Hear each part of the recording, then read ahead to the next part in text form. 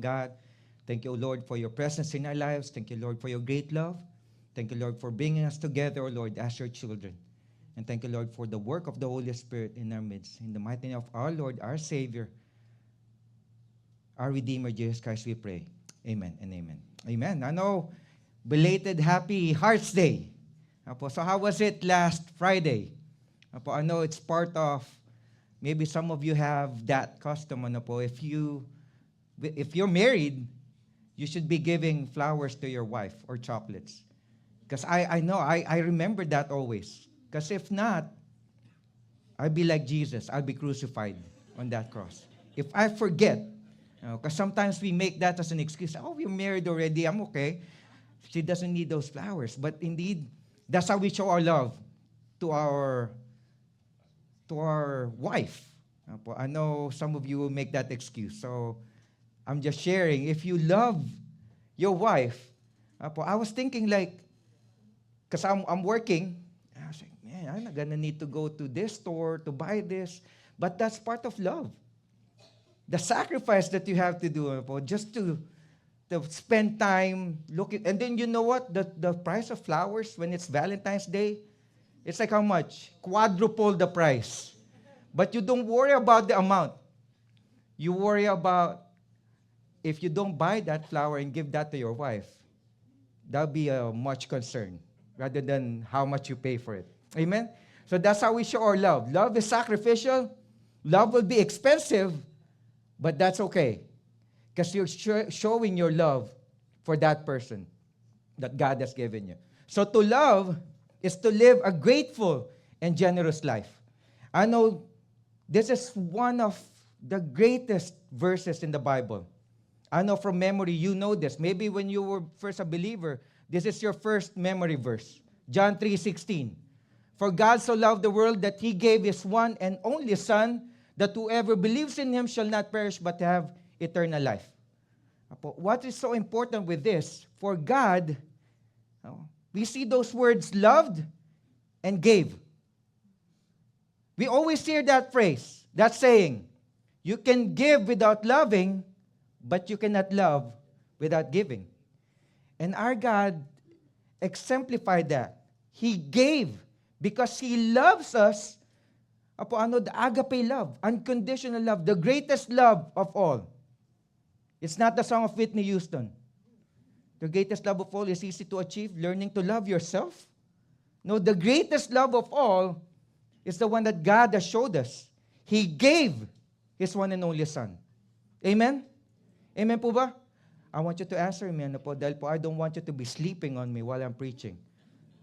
So, for God so loved the world that He gave His one and only Son, that whoever believes in Him will not perish, but will have eternal life. God didn't love us in words alone. Minsan po kasi, we're just good with words. I love you. I'll cross the ocean for you. But when it's raining, you know what? It's raining. Maybe I'll just see you later. God didn't love us with words alone. The most important demonstration of God's love for sinners, that's us, is Jesus. Giving Jesus to the world was an act of radical and unthinkable love and grace. Lord, I'm a sinner, but you love me. Lord, great is your love for me. You gave your only Son, my Lord and Savior, Jesus Christ. We're told by our consumer culture that we'll be happier the more stuff we have. Jesus calls out that culture with what? To generously give what we have. 2 Corinthians 9:7. Each of you should give what you have decided in your heart to give, not reluctantly or under compulsion, for God loves a cheerful giver. When I was studying the word, God loves, the original word sa Greek po is agapao also. God loves, unconditional love, a cheerful giver. Probably the most generous and thankful people you know aren't the wealthiest. I know a lot of people, they're wealthy. I know someone who will always say, oh, you know what? I have like almost $1 million in my account right now. But she's not a giver. She has a savings account, a big savings account, but she doesn't have a sharing account. She's not sharing her blessings. And she passed away. I was like, always, every time I talk to her, you know what, Pastor Paul, I have a big savings account. But have you shared that? You have $1 million, and when she passed away, I was like, who's going to take care of that right now? Yeah. I was like, I can do that. In 2 Corinthians 8, 1-2, the Apostle Paul, it's like loving and giving and sharing. The Apostle Paul specifically mentioned about the believers in Macedonia. 2 Corinthians 8, 1-2. Now I want you to know, dear brothers and sisters, what God in His kindness has done through the churches in Macedonia. They are being tested by many troubles, and they are very poor. But they are also filled with abundant joy, which has overflowed in rich generosity. They're poor, but they were richly generous. The Apostle Paul specifically mentioned that because of their love for God, they were supporting the ministers of the Lord, especially the Apostle Paul. They were dirt poor. If you study this passage, the Macedonian believers were dirt poor, but they were giving generously to the work of the Lord. So if you say that you love God, you should be generous and you should be cheerful in giving. That's our challenge for us. Because sometimes when we're giving, it's like, oh man, I've been giving right now. But we're not cheerful in that. What is the message from God's word? God loves a cheerful giver. So if you want that God's love be upon you, it's like when you give, be a cheerful giver. I left my wallet. When we abound in our generosity, gratefulness is the natural response. I've been part of a missions work before in Mindanao. We went to this church. It was a small church. And we did ministry to them. We were singing, I preached. And then when there was tithes and offerings, so they collected it. You know what, after? The pastor came to me. He was giving us, our team, the tithes and offerings of that church. And we know that church is a poor church. And I was like, no. I was like, Lord, we were so blessed by the generosity of that church. It was a small church. It's like high up in the mountains. It's the first time I rode a Skylab. If you have seen a Skylab in Mindanao, it's like one motorcycle, but that's like 8 passengers. It was a small church, but they were a very generous church. They were showing their love for God through their generosity. So it's a challenge for us as a church. Are we generous? I'm a follower of Jesus, but I always say, Lord, I love you. But am I generous to my fellow believers in Christ? The generosity, if you say that you love God, because God modeled that to us. For God so loved the world that He gave. That's the supreme act of generosity. He gave His one and only Son. And when we abound in our generosity, as I mentioned earlier, gratefulness is the natural response. Like, Lord, thank you. Thank you for your great love for me. Thank you for giving your Son for me. God is good. And all the time, God is good. God is generous. All the time. And all the time, God is generous. One of His names in the Old Testament is El Shaddai. I know you've been singing that before. El Shaddai, El Shaddai. You know what that word, what that name of God means? El Shaddai? That means God of more than enough. God of more than enough. God faithfully provides for our need because He is love and He is good. God gives us abundantly because it's His nature to be loving and be generous. Anytime we realize how loving and good and generous God has been to us, it becomes obvious that we show our love for others with gratitude and generosity. How is it best seen and shown in the life of a believer or a follower of Christ? There has to be gratefulness and generosity. You cannot have love without these two. They always go together. If you say that you love, you'll be generous and you'll be grateful. When we are always grateful to God for what you have received from Him, we will not just keep it to ourselves, but we're able to share to others because we acknowledge that we are channels of God's blessings. Amen? We always say it, Lord, thank you for your blessing. I am blessed to be a blessing. I am blessed, Lord, by you, and only by you, so that I can be a blessing. Grateful and generous with our time and our energy and our money and our finances, with our resources, with all the different parts of our lives. If other people, even though they don't have money, but they're going to be generous with their time. If you text them, like, I need help. Oh, Pastor, I'll be there. They don't have the money, but they have the time. They have the muscle, they have the energy, and they're generous with that. That's generosity. Let me show you some examples from the Bible. Philippians 4:15. When we are sharing what God has given us, Lord, you have blessed me to be a blessing. And I say, Lord, I love you. And I want to show that love to other people with my generosity and gratefulness. Philippians 4:15, you became my partners in giving. The phrase partners in giving is one word in the Greek. It's the word koinonia. Praise God, we have heard of that last Sunday from Pastor David Clift. It was koinonia. The believers were sharing whatever they have to one another. But there was the part where Ananias and Sapphira kept part of it. Kaya nga po I always say, what happened to Ananias and Sapphira? Sapphira po sila nagka-problema. Di ba? So that's easier for you to remember. It's because of the money. But koinonia, having one in common, that's the word. When you partner in giving for the Lord, that's one word in Greek, koinonia. Hebrews 13:16. Keep doing good and sharing your resources. That phrase, sharing your resources, is one word in Greek, koinonia.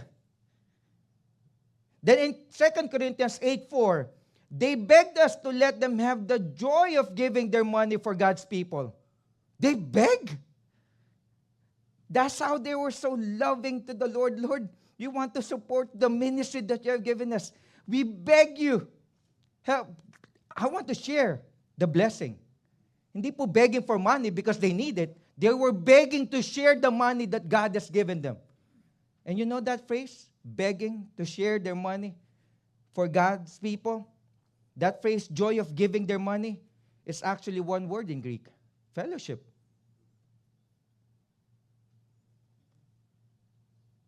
I hope pastors won't beg for your money and ministers of the Lord.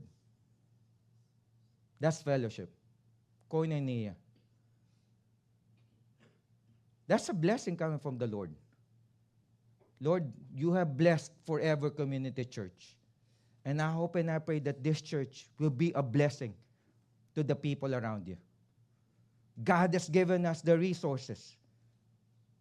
And I hope and I pray that Forever Community Church will continue to say, Lord, we love you as a church, but help us to show that love by being grateful and generous. A challenge to the pastors, the elders, the members of this church. I think I'm saying this right now because this will be my last preaching for February. So why does God want us to show love? 1 Timothy 6:18, be generous and willing to share. That phrase, willing to share, is just one word in the original, the word koinonia. We all share together as one God's love and grace, and we become grateful and generous. Why does God want us to show love and gratefulness and generosity to each other? There are three wonderful benefits to our lives when God says, I'm grateful and generous with other people. First, gratefulness and generosity creates community. It creates community. Like, I know I'm saying, right, we're better together. Forever. I think someone shared me that. Better together forever. Amen and amen. Gratefulness and generosity creates community. 2 Corinthians 9:12 tells us, so two good things will result from the ministry of giving. The needs of the believers in Jerusalem will be met, and they will joyfully express their thanks to God. It's like meeting the needs and then gratefulness to God. When we're grateful and generous with each other, we thank God for each other, and we're drawn closer together. You know? The Bible says, in Matthew 6:21, your heart will be wherever your treasure is. That was a warning from God's word. Your heart will be wherever your treasure is. In other words, wherever I put my time, my money, my effort, my energy, wherever I invest myself, that's what's going to attract me. My money tends to be a magnet. Do you get that point? My money will tend to be a magnet. In other words, if you want to get a heart for Microsoft, you're going to buy stocks from Microsoft or from Apple. And you're going to be always checking like, oh, is it increasing right now, my investment? My heart, where your treasure is, your heart will be there also. So that was a warning from God's word. The moment you buy some stock in these big companies, you'll be very interested in that company. Wherever you put your time and money, that's where your heart is. That's what Jesus said. For some of you, your heart is in your car. You're spending money. That's where you're putting your time and money and energy. Or your heart may be in your house. It's like you have a big house doing lots of renovation. But how can we be generous with that? I know people here, I'm not mentioning someone, not from this church, but praise God for this, the members of this church, they have, I call them homes. Because they're always open for God's ministry. Because other people, I know they have big houses, but they're not open to the ministry of God. So praise God for people who are here. They're always open for that. If they're always open, like just like last Friday, the DeCastros, the families here, it's like, okay, let's go there. That's how generosity works. It's like because of your love for your fellow believer in Christ, the group, like, yeah, don't worry, let's go. We'll have coffee, have fellowship. That's generosity. If you have big houses and you're not opening that for the Lord's ministry, we'll be praying for you. Because that's how generosity works. The blessing that the Lord has given you, use that as a blessing to others.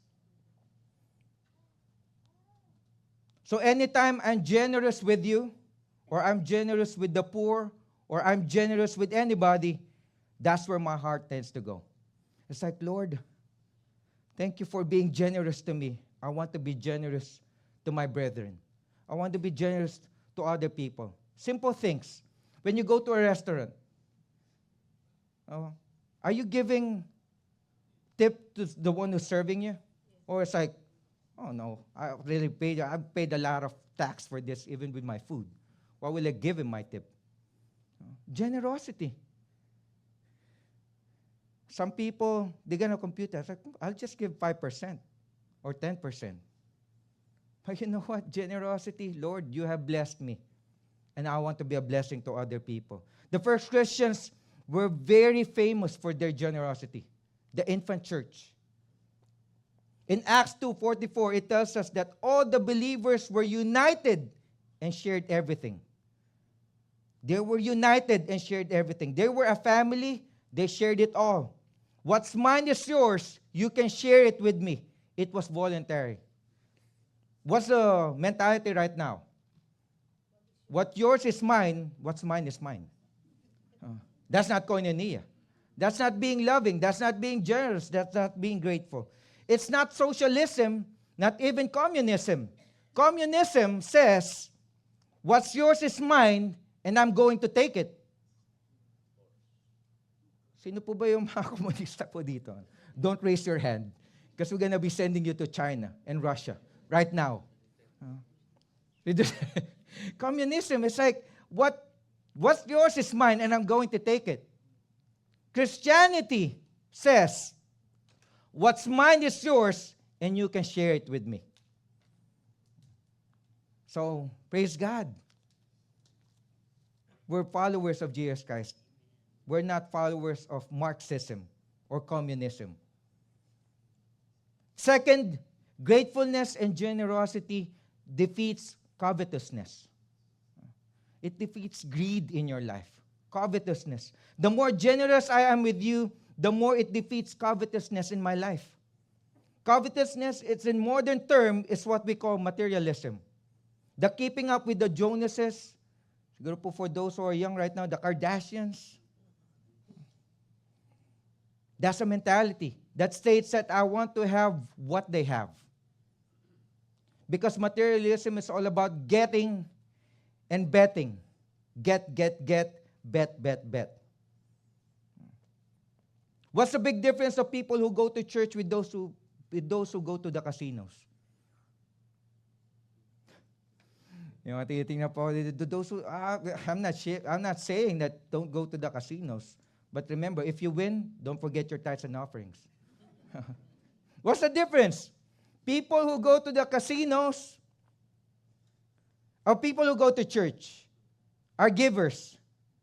We are here to offer our lives as a living sacrifice to worship God in spirit and truth. Amen? My time, my talents, my treasures, I offer it before you, Lord. And how about the people who go to the casinos? They bet, and they don't get, because they lose their money. That's why it's an addiction. Gambling is an addiction. Because you go there, I bet and I bet. I want to get, I want to win. But being in a church, Lord, I am here. It's not about me, Lord. It's all about you, Jesus. I want to give and not get. I want to share. And I always say, I hope I'm going to win.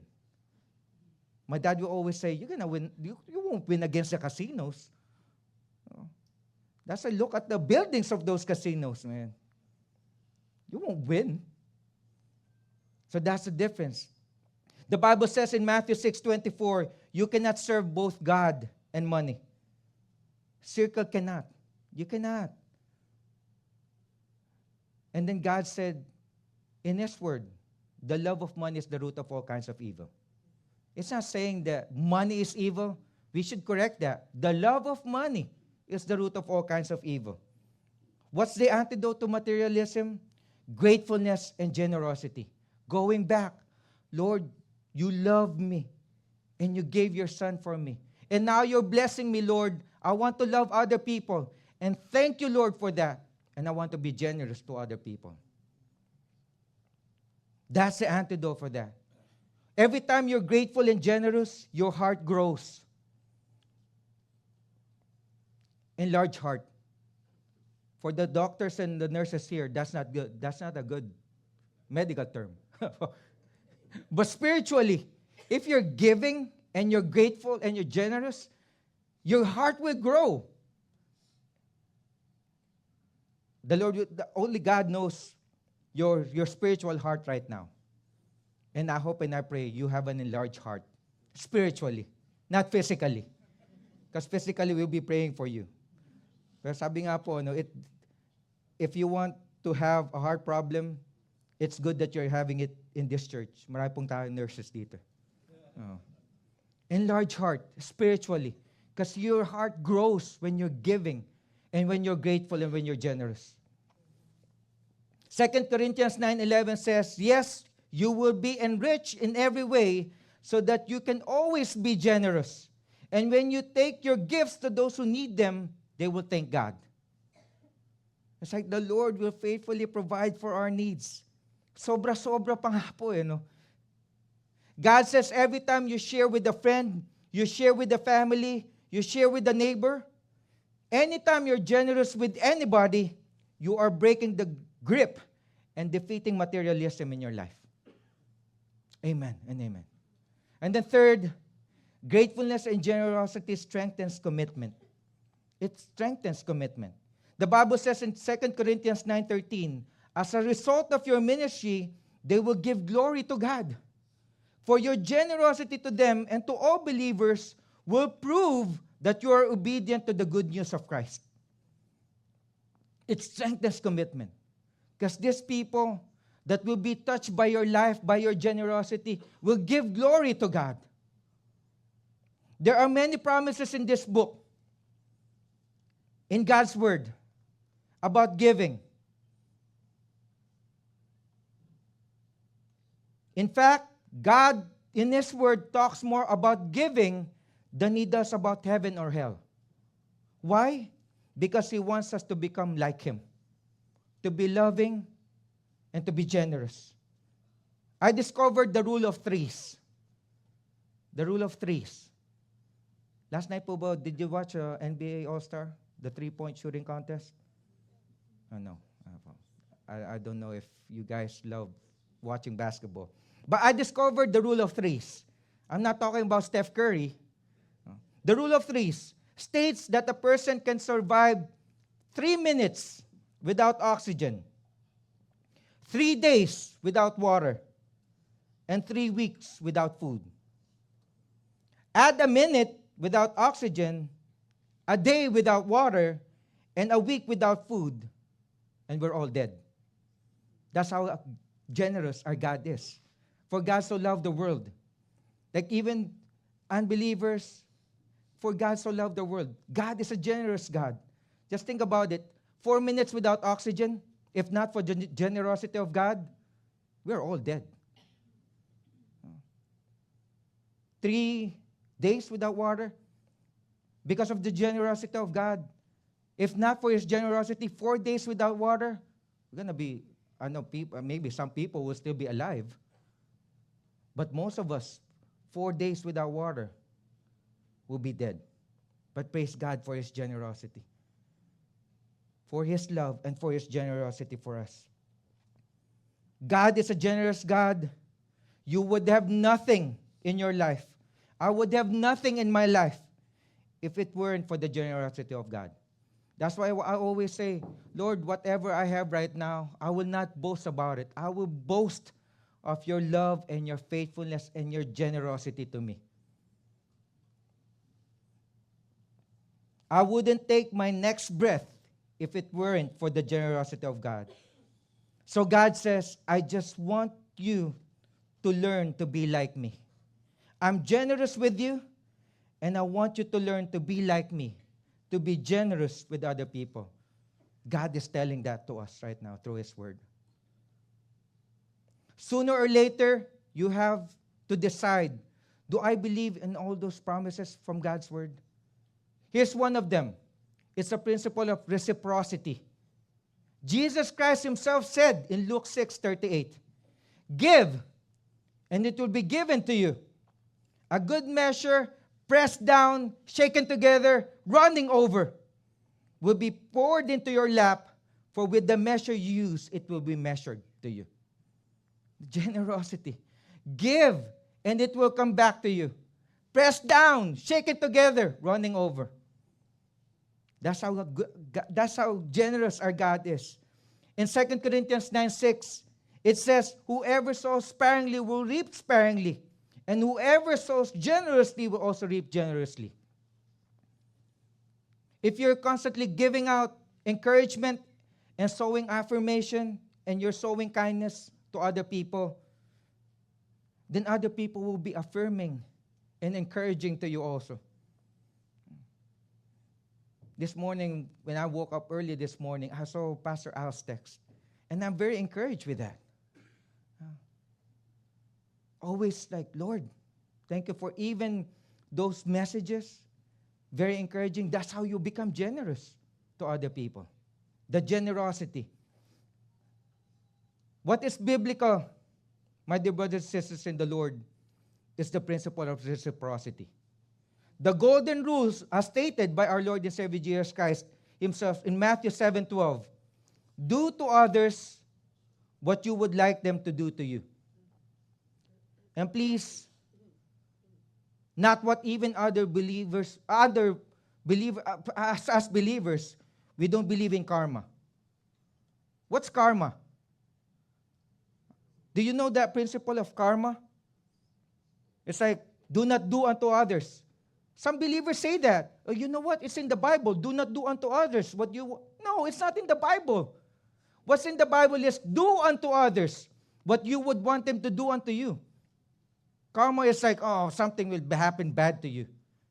What's the difference? Reciprocity from the Bible is do unto others what you would want them to do unto you. Based on faith. Karma is based on what? Fear. And God doesn't want us to live in fear. God wants us to live in faith. Give, and it will come back to you. There are two kinds of people in life. There are the givers and the takers. Which one are you? That's between you and the Lord. The givers and the takers. You're either a giver in life or you're a taker. Takers are always the unhappy ones. It's not by accident that the word miser and miserable come from the same Greek word.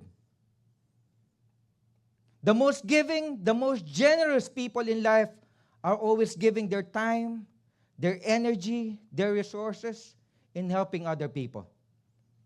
They're the most committed and joyful people on planet Earth. I've seen that in the life of my parents. They're both in the presence of the Lord right now. But learning from them, they always say, whatever we have, we are just instruments of God's blessings. It's only temporary, and we will share it and use it for God's ministry. I've learned that from my parents growing up. Nak, whatever we have, hindi natin pwedeng pagmayabang. We use that for God's glory. Iiwanan natin lahat. I picture my mom saying that. Nak, iiwanan natin lahat. We will all leave that behind. But use what God has given you to be a blessing to other people. Givers and not takers. Luke 16:9. Use your worldly resources to benefit others. In this way, your generosity stores up a reward for you in heaven. Your generosity will store up for you rewards in heaven. As I was studying that, like, Lord, what do you mean by investing treasures in heaven? You know what? Those are the souls that you have brought forth before the Lord. Dahil nga, iwan na po natin lahat. We will not be able to take anything. But when we brought someone to the Lord because of your generosity, those are your treasures that you invest, the souls that were brought to heaven because God has used you, your love, your generosity, your gratefulness to bring other souls before the feet of Jesus. That's what storing up treasures in heaven means for us. God says if you will practice generosity, being generous with the people around you, He will make it up to you by giving you everything you need. Plus, He will even give you more so you have more to share with other people. God is looking for channels to use. He's looking for people to say, God, use me to be a blessing to other people. You get blessed in order to be a blessing because most people, when they get it, they keep it. But as followers of Jesus Christ, Lord, you have blessed me. I want to bless other people. What is amazing to me is that some people can trust God for their eternal salvation by faith, but can trust God with their finances. It's like, Lord, will I really give my tithes and offering? Or Lord, will I really give this to this fellow believer in Christ who is in need? Lord, I I might be short today. You're trusting God by faith with your eternal life, but you're not trusting Him with your finances. Give, and it will come back to you. Good measure, press, shaken together, running over. 2 Corinthians, and then Jesus said in Acts 20:35, there is more happiness in giving than in receiving. Another version is like, it is more blessed to give than to receive. It's more blessed to give than to receive. 2 Corinthians 9:7 talks specifically about 4 key attitudes. I'm almost done. So I always remember, if you are invited to speak, the shorter you speak, you're going to be invited again. Sorry po, I'm going to be doing overtime right now. 2 Corinthians 9:7 specifically about 4 key heart attitudes when you and I give because of our love and generosity and gratefulness. First, give fervently. There. Give fervently. The Bible says, you make up your mind. Give enthusiastically, giving with excitement. It's like, Lord, thank you for the opportunity to be able to share to other people. Do it with excitement. Enjoy it. I know sometimes you'll endure it, but enjoy it. Give fervently. You will be excited to give because you know that God will use you to help other people to meet their need. Minsan po kasi, someone will approach us like, Pastor, I really, or a fellow believer in Christ, I'm really in need. Oh, okay, I'll pray for you. Pero deep inside you, the Holy Spirit is convicting you. If you cannot even give the full amount, just give some. Generosity. If you're eating, I'll pray for you. No, I want you to pay for me. You're always trying, like always, when you're in a restaurant, be generous. Be quick to draw the wallet. Hindi po yung handkerchief. Sorry. Your wallet. Be generous. Give fervently. Be excited to share your blessing to other people. And then, second, give faithfully. Not out of fear, but out of faith. You don't give just out of a guilt motivation. I have to give, because if I don't give, God will curse me. No. Give faithfully. Because you know when you give, you know that God is going to give you more to be a blessing. Then the third, bumabalik po ako. Rewind. Then third, give frequently. Give frequently. You don't do it just once in a blue moon. Do it frequently. Make it a habit to give and to remind yourself always that God is blessing me every day, and I will be a blessing every day by my gratefulness and generosity. Give frequently. And then fourth, give freely and cheerfully. Give with joy. Give with a smile on your face and a prayer from your heart. It will not be always easy. Sometimes it's a challenge to be a cheerful giver, but that's what God's word is saying. For God loves a cheerful giver. And so as I close, let's remember these things that we have talked about from God's word today. Why be loving? By living with gratefulness and generosity. It creates community. It defeats covetousness. And it strengthens our commitment to the character and calling of God, for He is good and generous.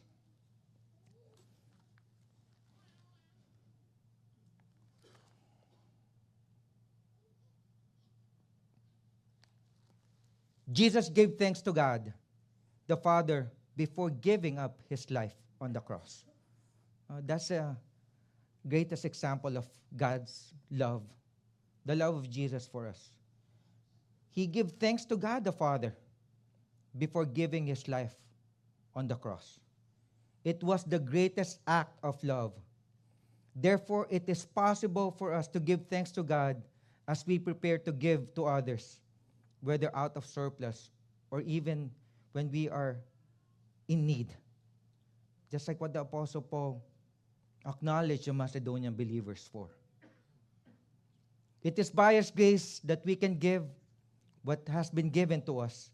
And by excelling in acts of grace, like what was described in 2 Corinthians 8, we prove that our love is real for the Lord. 2 Corinthians 8:8, I say this not as a command, but to prove by the earnestness of others that your love is genuine. And this was talking about sharing generously to others. Praise and thanks be to our loving, our gracious, generous, and good God. Amen and amen.